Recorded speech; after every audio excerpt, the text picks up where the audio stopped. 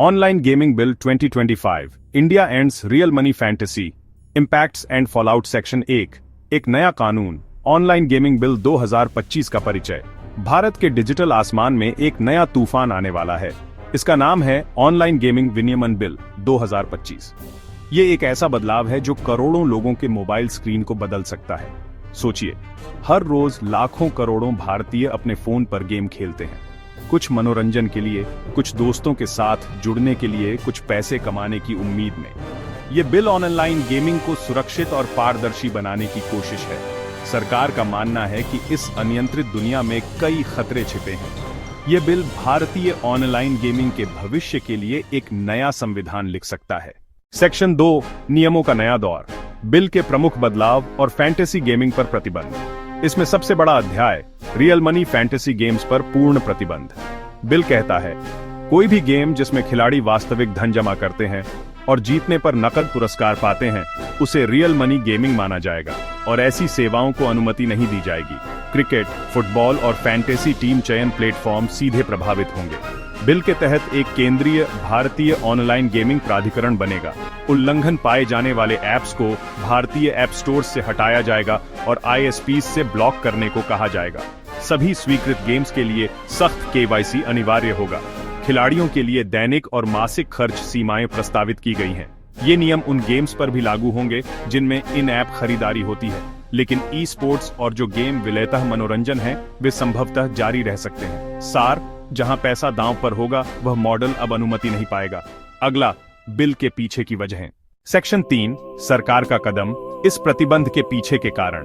प्रमुख कारण, युवाओं को वित्तीय जोखिम और लत से बचाना। लोगों ने बचत खोई, कर्ज बढ़ा और कुछ मामलों में आत्महत्या तक हुई।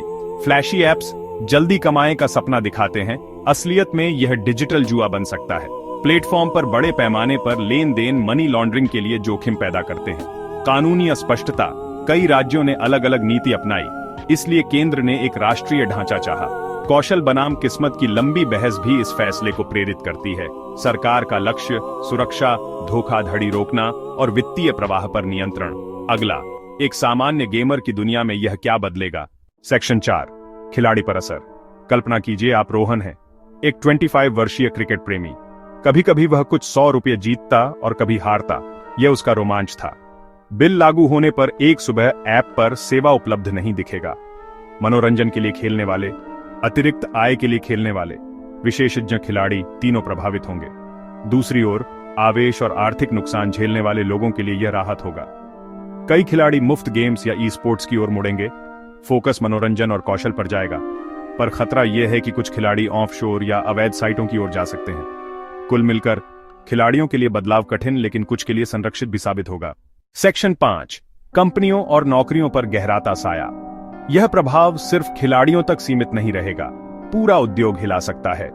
ड्रीम 11, MPL, My 11 सर्कल, जिनका मुख्य मॉडल रियल मनी पर टिका था, इन कंपनियों की आय अचानक घट सकती है।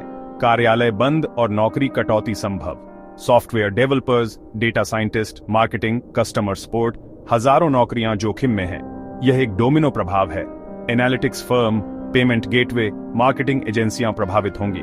निवेशक विश्वास टूट सकता है। भविष्य में निवेश कम आएगा।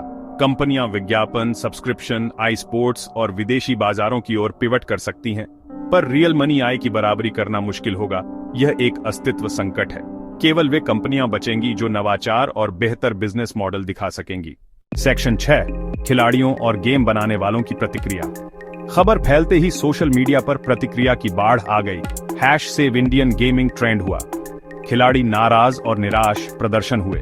उद्योग ने रोजगार और कर योगदान की बात रखी। अभिभावक, शिक्षक और सामाजिक कार्यकर्ता बिल का समर्थन कर रहे हैं।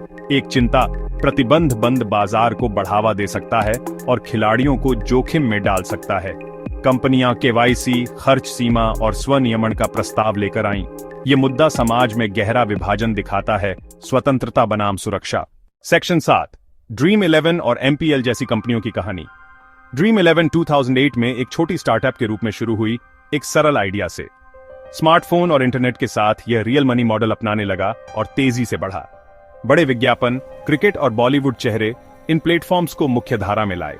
इन कंपनियों ने अरबों का निवेश और करोड़ों उपयोगकर्ता हासिल किए। आज उनका मुख्य मॉडल खतरे में है।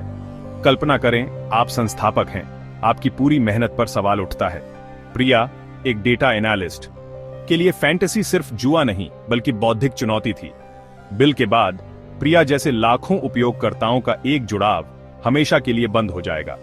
यह केवल कंपनियों का मामला नहीं, उपयोगकर्ताओं की छोटी छोटी कहानियां भी रुकेंगी।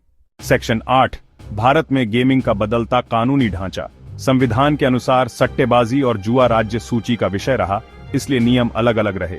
गोवा और सिक्किम के नियम अलग रहे। तेलंगाना और आंध्र ने पूर्ण प्रतिबंध लगाए। 1968 के सुप्रीम कोर्ट के फैसले ने मुख्यतः कौशल के सिद्धांत को स्थापित किया था, पर बिल इसे बदल देता है।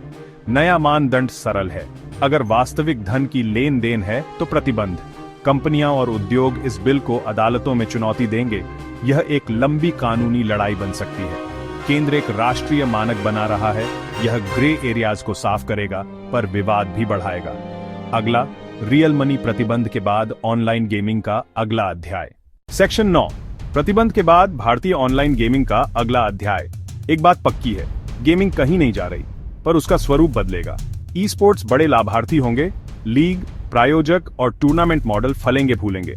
कैजुअल और हाइपर कैजुअल गेमिंग विज्ञापन और इन ऐप कॉस्मेटिक्स से कमाएगी। कंपनियां नवाचार करेंगी, ब्लॉकचेन, एनएफटीज और गैर मौद्रिक प्ले टू अर्न संभावनाएं उभरेंगी।